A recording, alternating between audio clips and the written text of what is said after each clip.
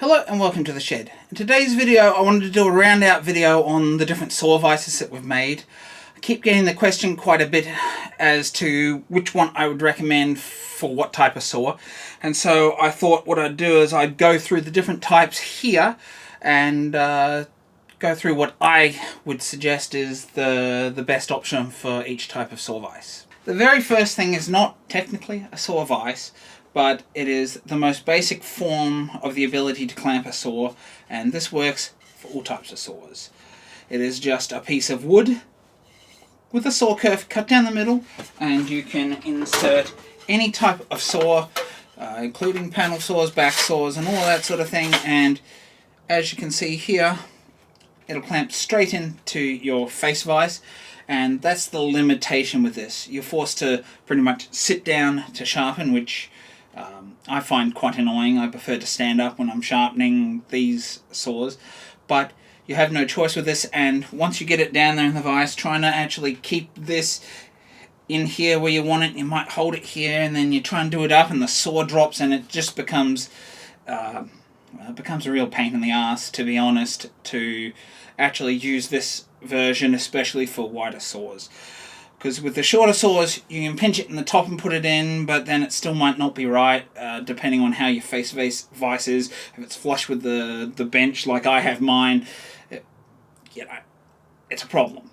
And that's where the saw vices come in, and that's where I brought these different varieties of saw vices to life, although they're not all necessarily my design, but these are my versions of them. And so that's why we've got these saw vices. So let's look at which ones are best for which types of saws. So the very first one we're going to look at is this basic style, just hinging vise. So what this style of saw vise has going for it is that you can essentially make it in various lengths. Now, the one that I made in the video was this one here, which is a longer one. Then I also had this shorter one that I had already made. Now, what I found is that the shorter ones actually work a little bit better than the wider ones. If we go with the wider design here, because this is the one I did the video on, and you can come in and you do have the advantage of being able to slide your saw all the way in because it's got a wide gap here, so the handle disappears because we've got the offset of the tooth. Now, you can obviously adjust where these stops are so you clamp this up nice and even.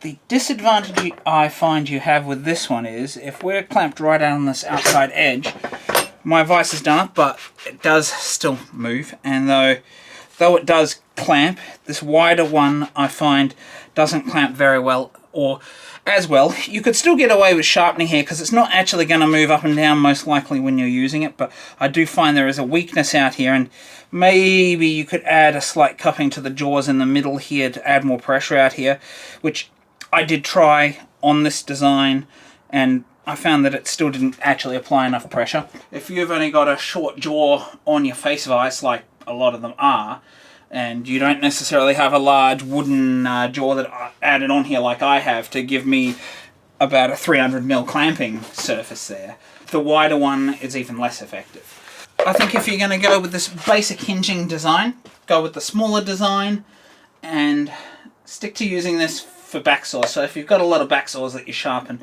one of these is a good option.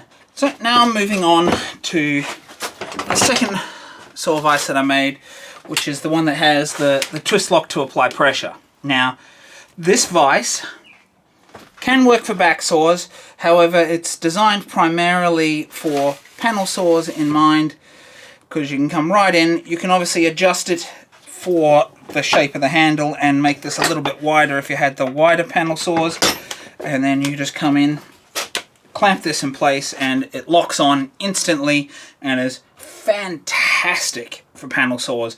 There is no slippage, it just locks on so tight if designed correctly, which you can do, and you've got a lot of adjustment because it's on these dowels here to actually move it around. And you can see that if I lift this out, that saw's going nowhere. It is locked in place in its own mechanism, all wood lock and everything, so there's no hardware required for this one. Completely made out of pine. This one was complete construction pine, but it's fantastic for panel saws. It locks in there. You do have the disadvantage if you want to try and put a tenon saw in here that these are so close together that you would have to route it out, which would weaken it, and that's why this one is more designed just towards the old panel saw, and is a huge step up over just the very basic one that you can go ahead and use. In comes the very last one we made. Completely hardwood, and we've got crubber lining on this one. The only caveat with this design is it can be a little more tricky to get this spacing correct so it actually locks on. Now, with the crubber lining on here to help hold, my spacer here in the video, which I've now realized, could have been maybe a millimeter or two a little bit wider. Just enough to allow the panel saw, because my thicker saws don't quite make it through this one, so that's why this block is screwed on, so you can actually adjust it, access the jaws, and you can fine tune it to get it to work.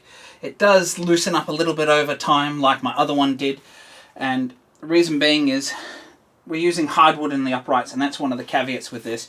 You definitely require hardwoods in the uprights, and it's going to work a lot better with hardwoods on the main jaw, and then you've got hardwood liners here as well. And you can do this one with pine. It's a little looser, but you definitely need the hardwood uprights because they act as the spring to add the clamping pressure.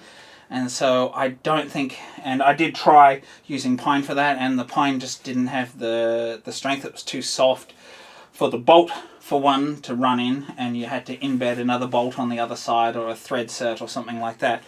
But the pine just didn't have the strength to apply the pressure, especially out to the wide extremities of this style of vise. And so this is more of a one size fits all. It does require one bit of hardware, but the big caveat is it's going to work best with all hardwoods, and that might be more difficult for some of you to source.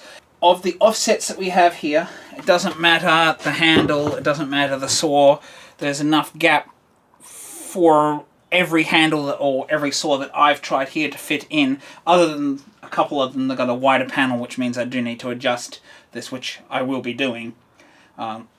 It just needs a bit of veneer or something in here on the spacer block just to make it that little bit wider.